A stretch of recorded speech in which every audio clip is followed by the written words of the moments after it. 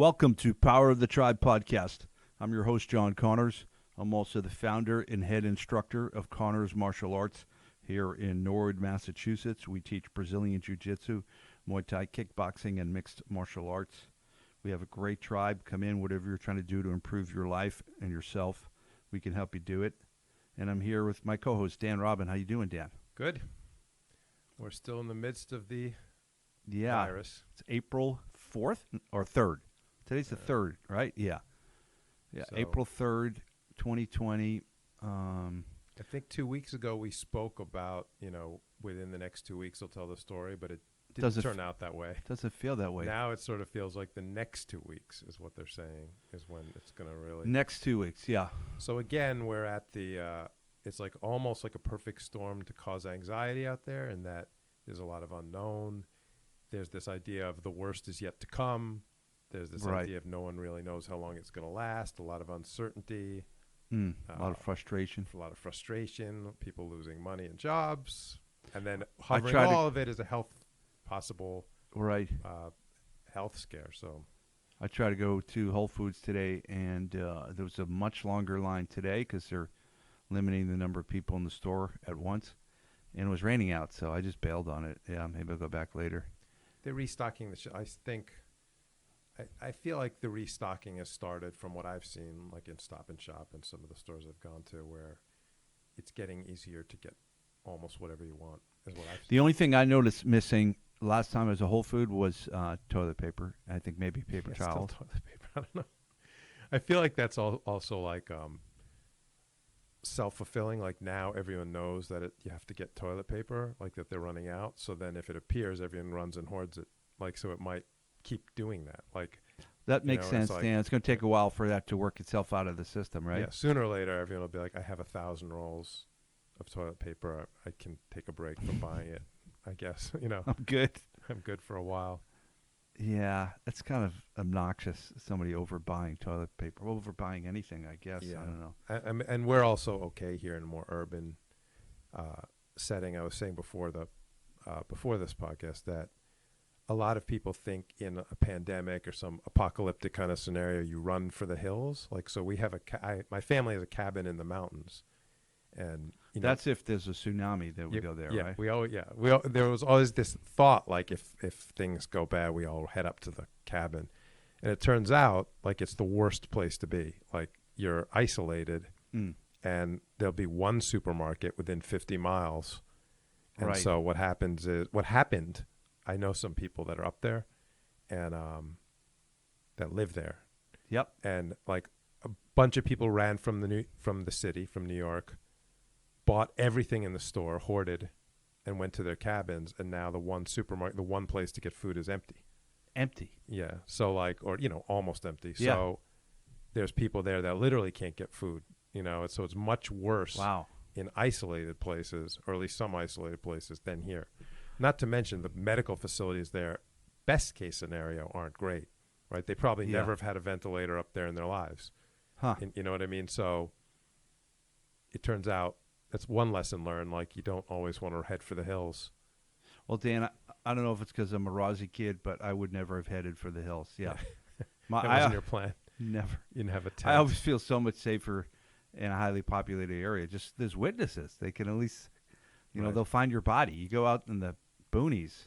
I think maybe a lot of people are accidentally in the back of their mind, they're picturing zombie apocalypse, zombocalypse. You know what I mean? Then you go. You head for the hills, right? Because then you don't have all the hordes of zombies. But I thought that they were doing that some of this, like hoarding the water. I'm like, water is not an issue. Like you're thinking of like nuclear fallout or something. Like water is not something you need to hoard for this. Yeah, I don't know. There's no scenario where we run out of water because of the virus, Those must be the highly neurotic people. They just get emotionally crazy and go out and buy everything. I don't know. So we're in the midst of it. And then I was saying about that perfect storm, the other thing we have, which I'm not sure we ever had for like a national crisis, is clearly, and we don't want to get too into this, but a press journalism that is just clearly trying to incite fear. Yeah, it's terrible. It's gotten worse. I didn't think it could get worse, but what's going to happen with the media and journalism, so-called journalism. It's getting so bad. I don't know. I mean, it only right, and I should make clear that this is different than there's an argument out there right now of if we should be, how worried we should be. Should we be taking it seriously or not? I'm not even talking about that. I'm talking about a press that is clearly wording things in a way to sound scarier and clearly manipulating numbers in a way to make you scared. And I'm not saying that it's not serious. I'm not joining that argument. I'm just saying the press. Dan, I don't know anyone who says it isn't serious. So that's like a straw man argument, which I find annoying.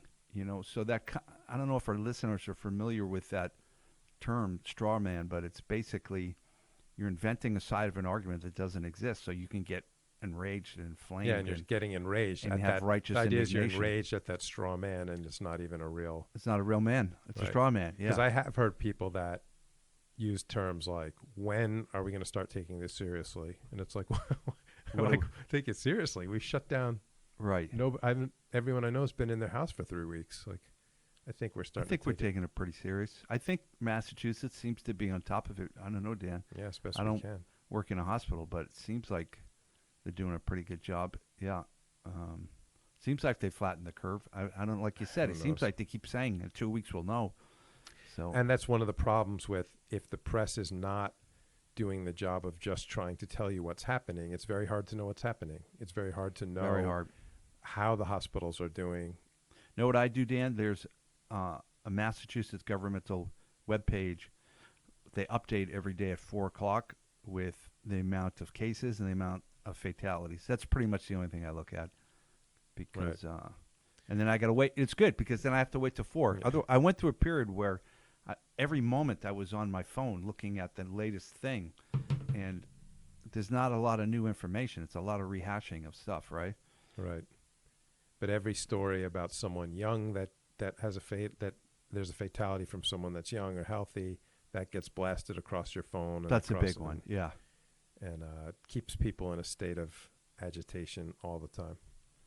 I mean, that's the game they're into, and that or getting on the pro or anti-Trump wagon, like they're either fighting for or against Trump, right? Blatantly, Yeah, that's exhausting. I mean, I think there's very little credibility left in the media. So especially for I think most of us, I think it's fair to say, just want to hear kind of updates on what's happening, and we sort of don't want to engage in the battles. I'm kind of I would like to know, what numbers do they expect? What numbers do we have now? What do they expect to have right now? What are their updated projections? That type of thing, right? Because I think maybe the biggest part of the anxiety that a lot of people are having is it still seems to extend out indefinitely. It's sort of like we'll be home at least a month. Who knows from there? Maybe it'll be another month. Right. Maybe, will they be playing football in the fall? Like maybe they won't. It sort of becomes this endless thing in front of us. Right. And I think one of the big things that'll break the anxiety is any sort of timeline that sort of goes, this is sort of our plan to get things back to normal. But I think it's going to be at least a month before we hear anything like that, at least. Yeah. I mean, I don't know. I mean, I think I saw Trump on some press conference, and he said that there could have been 2 million, but because of what we're doing, we can maybe keep it under 200,000. I think he used words to that effect. I'm not quoting him. That makes me feel like they'll probably beat those numbers because I get the feeling that they're trying to set you up for. I mean, whoever advised him to which numbers to say didn't want. They said we'll say those numbers so that when we come in a little bit under that, we'll look like we did a great job. Throw the 2 million at them. Say we're going to try to keep it under 200,000. Then if we get in under 150, it'll look like we really saved millions of lives, and maybe they will save millions of lives. But so I think that's which is horrific. But I think that's the scope. I mean, it's so hard to understand these numbers when you're talking about deaths anyways. It's very abstract, right? Yeah. It's tricky. And the truth is we're in a society now, we're not used to dealing with something this dangerous going through, like it's sort of, the last generation just sort of hasn't dealt with. I think it probably used to be part of the human condition that there was lethal threats all the time. Oh, right. For all human history until the last however many years you want to say, 50? I don't know. Right. And then we're not sort of used to. It's funny, Dan. It's had a double fold effect on me.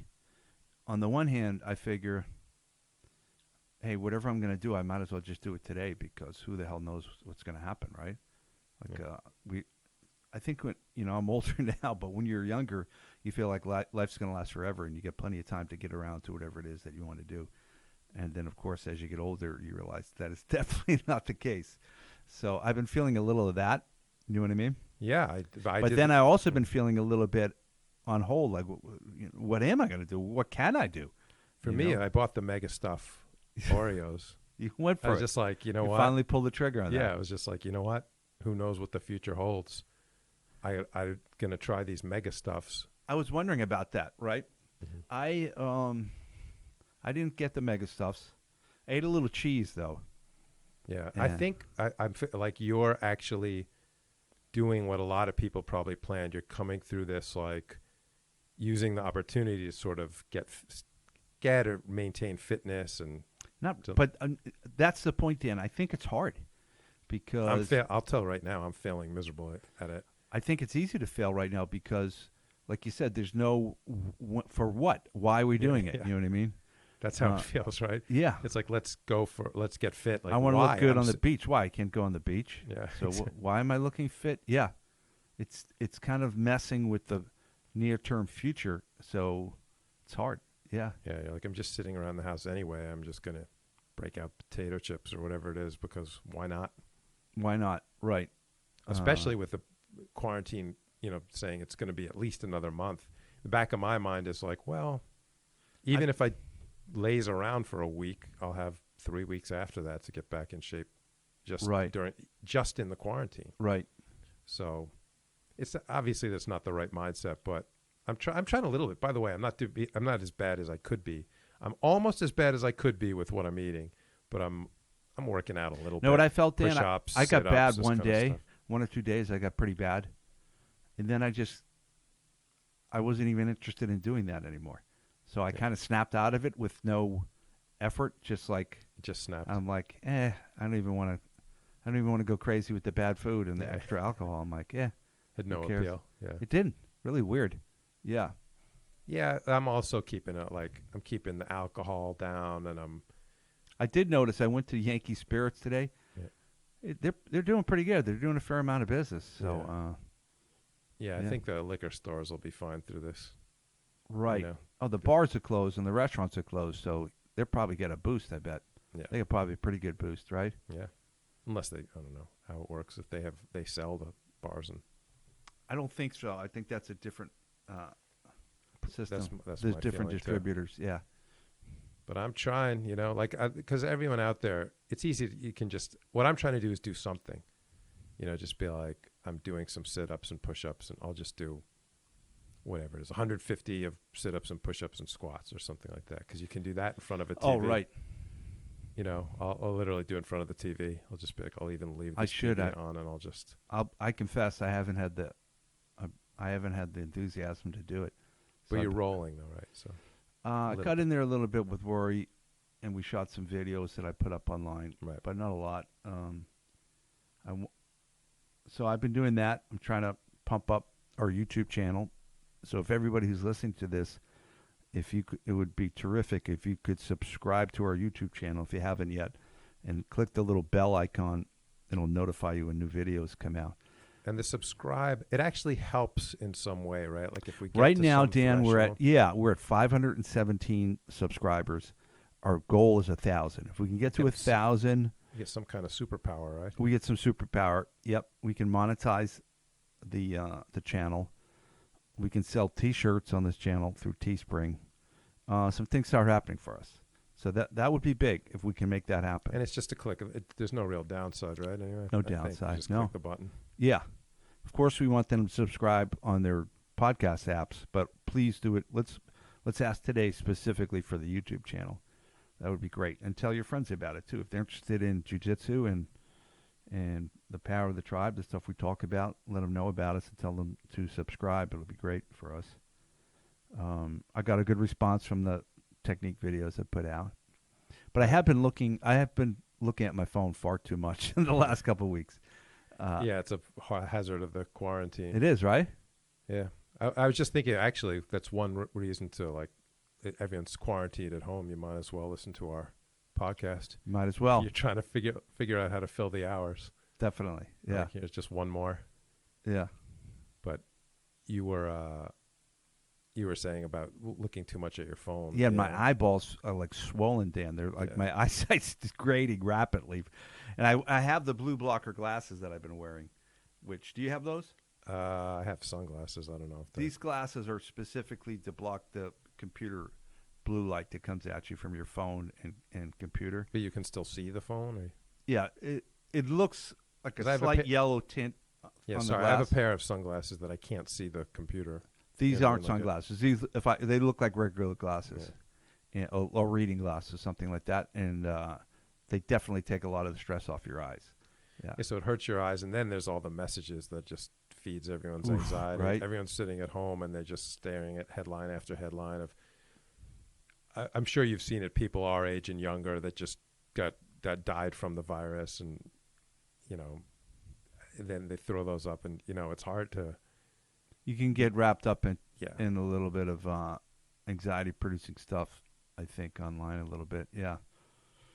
So yeah, I'm trying not to read.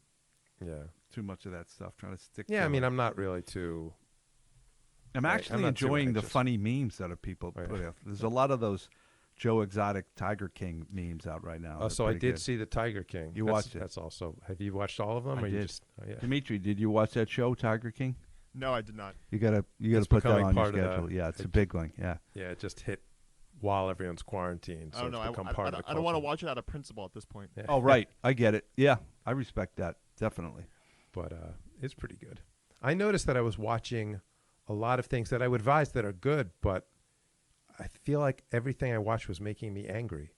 Okay. Like I watched. I'll give you examples. Yeah. Like I watched. So, and I would advise people that are looking for something to watch. I advise all these things are good, like the old ESPN 30 for 30s. You can watch all those. What angered you there? Well, I watched the Michael Vick, and Michael God. Vick makes me angry. Because he drowned dogs? Yeah, he drowned. He did some horrible stuff. He slaughtered them. In many ways, weird. He slaughtered them. So weird. And there's such a... I'm not a big...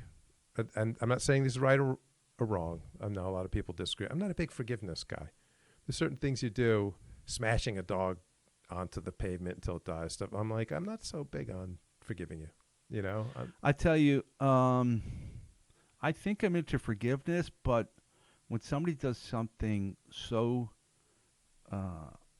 cruel and despicable, I think it tells you something about that person that may be immutable. It's hard like, to be convinced that that's all gone from them. Right. How can somebody do that and what's the word I'm looking for? Recuperate themselves, or what's the word I'm looking for? Reform themselves, right? How do you reform that out of somebody? That's tough. I don't know. Yeah. So that story always makes me angry. And you watched it? Yeah. Why'd you watch it? I don't know. I mean, I was watching lots of... It was good still. It was good. Yeah? I always say about Michael... A quick aside about Michael Vick is that he's lucky that there's no video of him doing what he did. Because Dan, I think you're right. I think if they had a 20-second video of him doing anything, he probably would have been in jail for 15 years, I bet. And everyone would hate him. Yeah. But people, we've talked about... I don't know if we talked on the podcast, but people are shockingly bad at picturing things they can't see. I agree. And we've talked about that. I don't think it was on the podcast, but about Ray Rice was the example where if people don't know the Ray Rice, most people I think know the story, but everyone knew there was video of him getting on an elevator with his wife. Then the elevator doors. The story was he punched his wife and knocked her unconscious and dragged her off an elevator. But when the video, but they didn't know there was video at first. Right. But at first they had video of him getting on, arguing with his wife. Oh, I see. The doors opening and him dragging her unconscious body off. Okay. People were still pretty forgiving. It was bad. I think he got something like a 2-game suspension. Like a 2-game with that video. Yeah. 2-game suspension. Right. Months later, the video on the elevator, him hitting her with a hook and dropping her, came out, and people went ballistic. Dan, And I couldn't believe I it. don't remember it as a hook. You know what I remember? I had in my imagination, I just pictured him turning his hips and shoulders and hitting her with a right cross and just almost killing her. Then when I saw the video, it looked like he kind of, I mean, he's a big, powerful guy. Not big, I mean, relatively big. He's probably 210 pounds or something. Oh, yeah. He threw I thought he threw a jab, Dan, like a straight jab, and knocked her out. I remembered it as a hook, but I could be wrong. Yeah, I don't know. Yeah, but it was the idea is like then there was an explosion, right? And he was banned for life from the NFL. Yeah. And it was like, for me, I was just shocked. I felt like, what did you think happened? What did everyone think happened on the elevator? Like, my imagination was worse than what I saw in video. Well, I guess that was my point. About as the least amount of shocking video that there could have been, right? Yeah, I don't know what people were picturing in their head. Yeah, so strange. And so that's what. So it was so shocking to me that everyone got so upset when they saw the video. I was just sort of felt like maybe the story got more currency when they had an actual video. It got more viral because you had a video. I don't know. Very strange circumstance, right? I talked to people directly that I said, I would even make the point, well, what did you think happened on the elevator? And I heard people say. What did they say? They just said, yeah, but just when you see it, it just you really feel it then. And I was like, no, I didn't like him when I saw that. I didn't need to see the punch. I knew what he did. So that's what I think about Michael Vick. Where I'm like, he is lucky there's no video. Yeah, because people are able to be like, yeah, he did bad things to dogs, but he's reformed. He's turned a corner. He served his time. But I'm not so interested in that because I don't need to see the video. Yeah, I wouldn't see that. I can hear that. I can read the descriptions. Know what I watched that didn't make me angry, made me feel pretty good? It's a series on Netflix called The English Game. No, I don't know. I think you might like that one too, Dimitri. It's period piece. You know the guy Julian Fellows, the creator of Downton Abbey? This is sounding too highbrow for me. It's very Downton Abbey-esque. And the English Fellow? Or? The English Fellows. No, Julian Fellows. He wrote Downton Abbey, the creator of it, I think. And he created this series. And it's set in the 1870s. You know I love period pieces. What's it called again? The English Game. Are there dandies in it? There are a couple dandies. Okay, good. There's a couple dandies. I'm looking for dandies in any period piece. There's a couple dandies and a couple top hats. There's a top hat or two. Okay. Yep. Canes. I think I saw a cane. Yep. All right. Sideburns. Yep. Oh man. All right. That's it. And it's about soccer, and it's pretty good. What's it called again? The English Game. The English Game. Yeah, and it's a whole thing about class strife between the Northern English and Scots and the upper crust, the hoity-toity Cornell types who started the game. Like national hero Dr. Anthony Fauci. He's a Cornell guy? Yes, he is. Did he play soccer? I don't know. You're putting on airs again, Dan. So, so they had the thing about, and there's like some labor strife and some romance. It's got the whole evolutionary psychology thing in there, And there's a super rich guy. He's got some kind of dalliance with a really poor woman, but all right, they can't it won't be make together. me furious like all the TV I've been watching. I think it'll. I liked it a lot. I think it'll make you very happy. I saw. There's nobody gets their head blown off. Did I just watch today? Was the 30 for 30 about what's his name, Dave Schultz and Foxcatcher. That would make me mad. I can't watch that. Yes, I didn't watch it. Yeah, no way. Mark and Dave Schultz and DuPont. DuPont, what a freak. Yeah, and Awful. Again, towards the end, it sort of has like this. Well, he was mentally ill, and I'm like, I was so angry. Yeah, it's probably really still. I've watched the TV, like wanting to just throttle DuPont, like wanting. Yeah, to. And they made the movie with Steve Carell, right? Right. Did you see the movie? I did. I did not. I refused to watch it. I couldn't watch that, man. I probably should watch it because or you watch the 30 for 30 at least, the documentary. No. Unless you get too angry. I couldn't watch any of it. No. See? So this is what I'm saying. I'm watching all this stuff that's making me angry.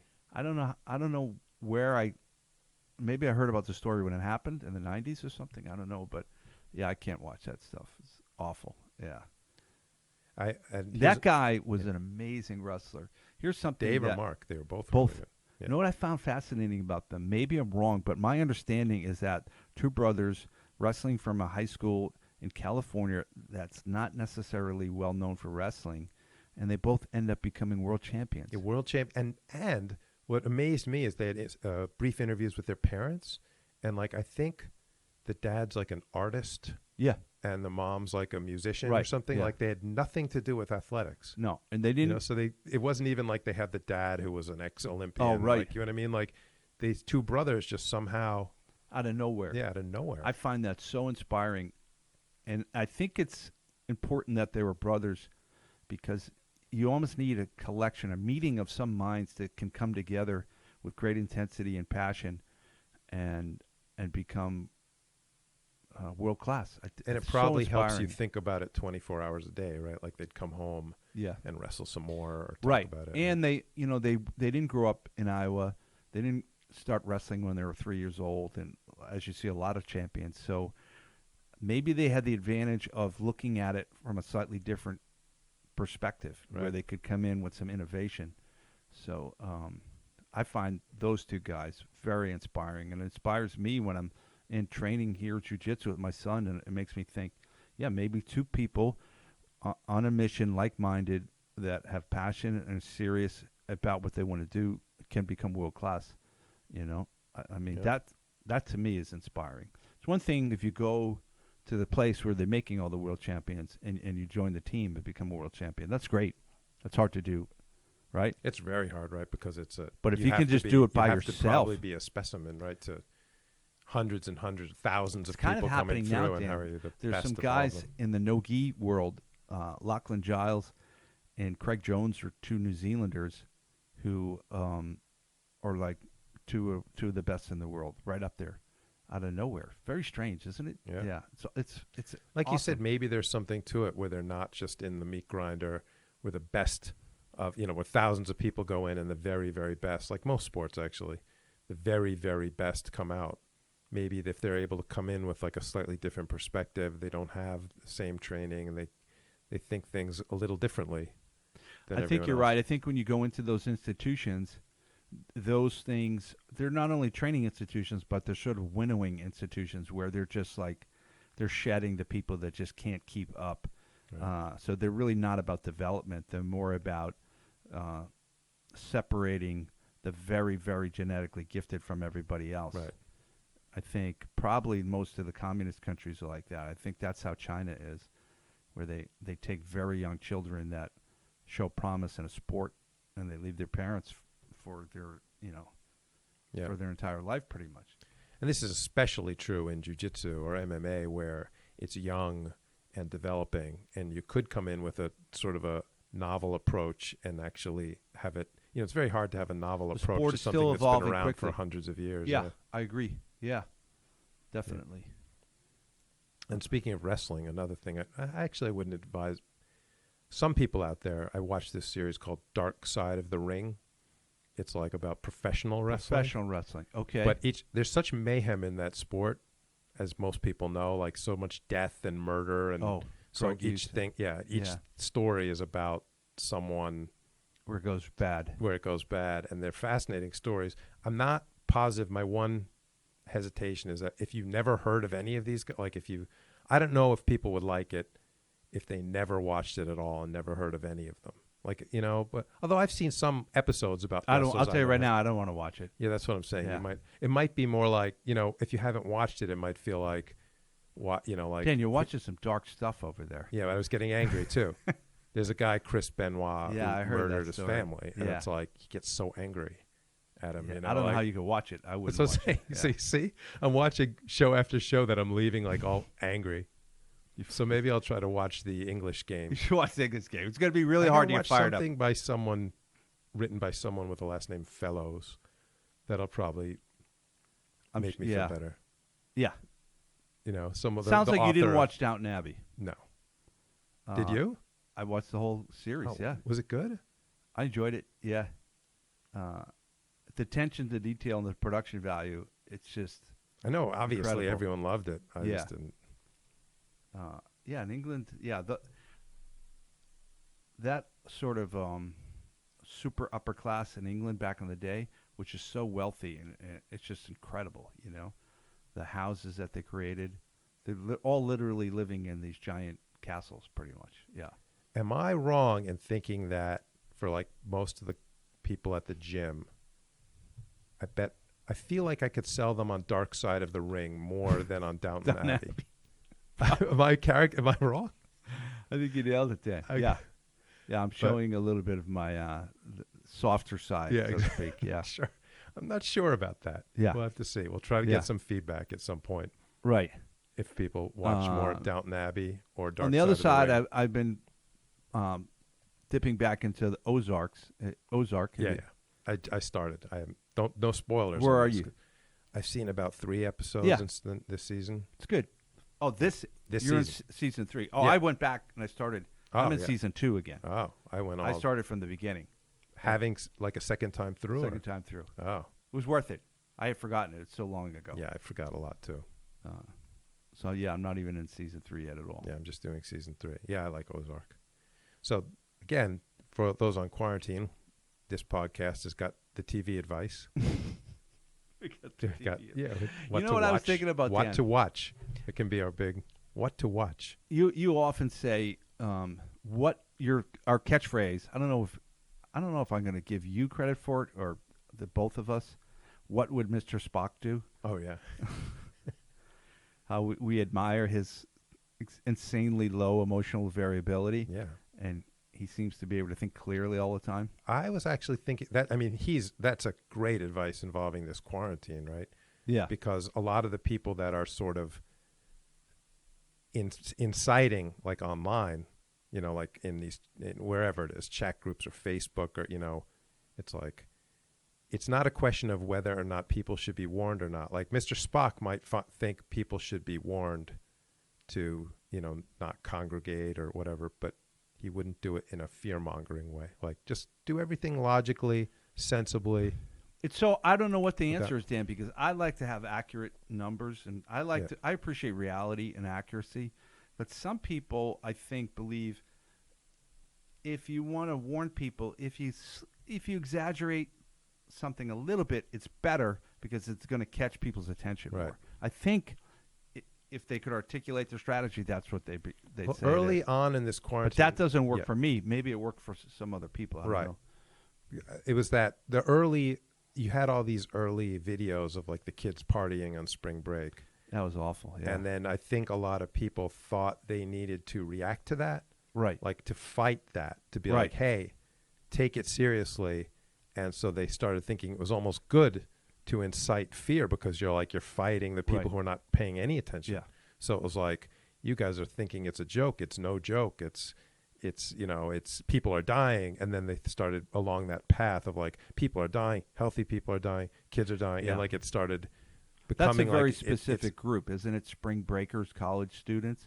Yeah. They're like at the height of sort of hormone-crazed sexual energy. And they're right? indestructible. I always say about that age, it's like you think you're indestructible. And I'm like, you're mostly right.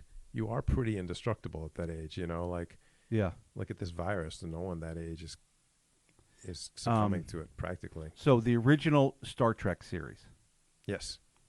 Mr. Spock. There's been I don't know how many versions of Star Trek have been out. How many have been out? 3 or 4? At least 3, right? Well, it depends several versions of it, and then there's like I don't different think my headphones are working that well. spin-offs and these Yeah. kind of things. How many series? Probably 8. I don't know. It's been 8 series? Yeah. Wow. So I was thinking, tell me, Dimitri, what do you think? Who is more like Mr. Spock? I'm thinking it's you, Dan. If I we would were agree. going to assign roles, I look a little bit more like him. you look a little bit more like him. There's that. You're a little taller. He was a little bit taller, right? Slightly, yeah. Yeah, a little more. I don't know, actually. I think you're more than me. See, in the show, I was thinking about how great the show was. Mr. Spock was complete rationality. On the other end of the spectrum was which character? Dr. McCoy. Dr. McCoy. Isn't that funny? He was the doctor, and he would just flip out all the time. Yeah. He gets so emotional about everything, right? Right. And so I don't feel like I'm Dr. McCoy. No. But am I being a little egocentric to say I'm Captain Kirk Is it? and you're Mr. Spock? I knew you were angling for Captain Kirk. I can do front rolls like he does. Those somersaults, I can do those. Yeah, And I used to chop like people. when he would interlace his fingers Yeah, right. and hit people back and knock them out with that. I'm like, that would just break your fingers. That's insane. Well, now, how not- do you knock somebody unconscious by hitting him in the back? Apparently, in the future, they figured out how to do that. And then I realized Dmitri could be Chekhov. Is Right? That's actually a really good comparison. Yeah. What was his rank? Was he a lieutenant? Ensign. Ensign Chekhov. Okay. You were more up Yeah. on the show than I am. I have all the answers. That's pretty cool. Unfortunately, the actor that played him in the movies did pass away a few years ago. He did? Yeah. The actor who played the young Chekhov, like the reboot, there was an actor who was like in his 20s. In a And, movie like or the something? original Chekhov is fine, alive. The guy from the 60s. The show. I thought he just said he died. No. No, the newest one from the previous from the Ah. they newest movies. rebooted it, and there was an actor who was 25 years old or something, and he died in his own driveway. His car somehow was put in neutral and rolled into him and crushed him. Oh, my God. That's Yeah, awful. like a guy who's just becoming a big star. Crazy. So strange. And who's the guy that played Captain Kirk? What's his name? William Shatner. He's still going. Yeah, He's no. got a TV show. I know. He's been obese for like 60 years. He looks fantastic. You know how old he is? He's got 80 something. He's in his 80s. Yeah. I saw And he's him full on of TV. energy. I Like think he's- he might be in his upper 80s, I Dan. don't know. I mean, for a guy that old, I got to And look he's it never up he now. hasn't been in shape since like 1965. I think he's using that strategy of Shatner's 89. 89. He's- Unbelievable. and he's like He looks booking work. fantastic. He's booking work, right? He's basically Betty White. He's got a show. Yeah. He just started a show. He's the host. I don't know what it is. It's some like weird stuff that happens kind of show. You know what I mean? Like Yeah. quasi-reality show. He's using the strategy of fattening himself through his wrinkles so you can't see any wrinkles, so you can't tell how old he is. He's like plump. You know what I mean? He's like a hot dog. I was thinking boiled about hot that dog. as maybe a virus strategy, like putting on some weight. That's I going to don't know, fight like the just- virus? Well, just so you have some reserves, energy I don't reserves. think it works that way, actually, Oh, Dan. dang. No. Oh well. Okay. Well, I'm probably going to try it anyway. Well, I think I'm going to take the Captain Kirk role, and I think we've settled it. Yeah. I'll take the Spock. He's the one we're talking about all the wisdom on the show. He's pretty badass. Yeah, definitely. Yeah, that was a pretty cool show, though, to have those personalities like that, huh? Yeah. Well, it's lasted over the years, but we're, again, I think Mr. Spock as the model of how you want to react to this thing. You can, that's not Probably saying, pretty good. again, you can feel like you want to, you can take any position, just do it with some calmness, some bravery. It's hard for people to do that, though, Dan, isn't Yeah. it? If you have a personality that, like, so next week, Dimitri, we're interviewing that author. So Benjamin Hardy, Dr. Benjamin Hardy, he wrote the book. It's coming out. Oh, I don't think we can release it. We can't release the episode because I think we have to wait until June until the book comes out. But we're recording it next week. Sounds good. And his book, I believe the title is Your Personality is Not Permanent. So he takes the stance that your personality isn't permanent. And the guys I listen to Dr. Doug Lisle and Dr. Jen Howk. They're on this podcast, Beat Your Genes. They're evolutionary psychologists. And they're pretty much of the viewpoint that your personality is completely fixed. You can't change it. It may change over time because of age, like when your testosterone goes down or something, I think. But for the most part, if you're an emotionally variable person, there's nothing you can do about it.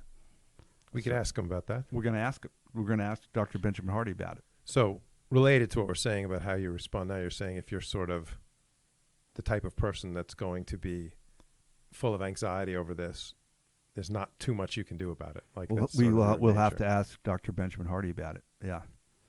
But yeah, I'm trying to just give everyone the benefit of the doubt. If they're getting a little hysterical, then I don't know. What are you going to do?